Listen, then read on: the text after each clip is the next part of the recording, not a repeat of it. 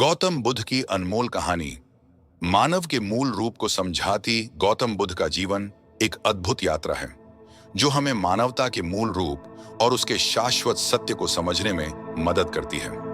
उनका जीवन और शिक्षाएं न केवल धार्मिक पहलू पर बल्कि सामाजिक और मानसिक पहलुओं पर भी गहरी दृष्टि प्रदान करती हैं। गौतम बुद्ध का जन्म 563 ईसा पूर्व लुम्बिनी में हुआ, जहां उनका नाम सिद्धार्थ था। वे शाक्य जनजाति के राजकुमार थे। उनके पिता राजा शुद्धोधन ने उन्हें हर सुख सुविधा प्रदान की ताकि सिद्धार्थ जीवन के दुख को न देख सके। लेकिन सिद्धार्थ का मन इस सांसारिक जीवन में संतुष्ट नहीं था। एक दिन जब सिद्धार्थ महल से बाहर गए, उन्होंने 4 दृश्य देखे। एक बूढ़ा आदमी, एक बीमार व्यक्ति, एक मृत व्यक्ति और एक साधु। इन दृश्यों ने उनके मन में गहराई से छाप छोड़ी। उन्हें समझ में आया कि जीवन में दुख, विकार और मृत्यु का सामना सभी को करना पड़ता है। ये सब देखकर उन्होंने निर्णय लिया कि वे इस दुख का समाधान खोजेंगे।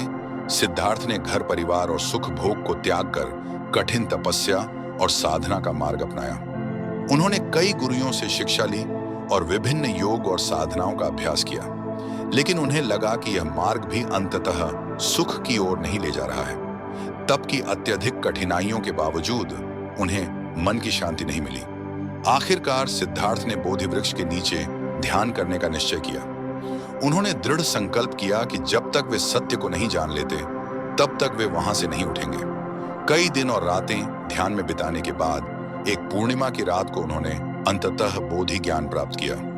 उन्होंने अनुभव किया कि सभी दुखों का कारण तृष्णा, इच्छा है और इसे मिटाने के लिए सही मार्ग का अनुसरण करना आवश्यक है। बुद्ध ने अपने ज्ञान को 4 आर्य सत्य के रूप में प्रस्तुत किया। दुख का सत्य, जीवन में दुख है जो जन्म, वृद्धावस्था, बीमारी और मृत्यु के कारण होता है। तृष्णा और इच्छाएं दुख का मूल कारण है। तृष्णा का समाप्त होना ही दुख का नाश है। सही दृष्टि, सही संकल्प, सही भाषण, सही कार्य, सही आजीविका, सही प्रयास, सही मनन और सही समाधि। गौतम बुद्ध ने मानवता को एक नया दृष्टिकोण दिया। उन्होंने बताया कि सभी प्राणियों में समानता है और हमें एक दूसरे के प्रति दया और करुणा रखनी चाहिए। उनके अनुसार मानवता की मूल भावना है सब जीवों का सम्मान करें और उन्हें दुख न पहुंचाएं। बुद्ध ने अपने शिष्यों को सिखाया कि वे जीवन को सरलता से जिए और सभी जीवों के प्रति प्रेम और करुणा दिखाएं। उन्होंने यह भी समझाया कि ज्ञान और सत्य की खोज केवल व्यक्तिगत नहीं होनी चाहिए, बल्कि इसे समाज के लिए भी उपयोगी बनाना चाहिए। बुद्ध ने अपने ज्ञान के बाद फिर से समाज में लौटकर जन कल्याण का कार्य शुरू किया। उन्होंने विभिन्न लोगों को अपने उपदेश दिए, जिसमें राजा, रानी, व्यापारी और साधारण व्यक्ति सभी शामिल थे। उनकी शिक्षाएं आज भी प्रेरणादायक हैं और समाज को एक नया दृष्टिकोण देती हैं। गौतम बुद्ध की यह अनमोल कहानी हमें याद दिलाती है कि असली खुशी और शांति की खोज अंततः आत्मा के भीतर होती है।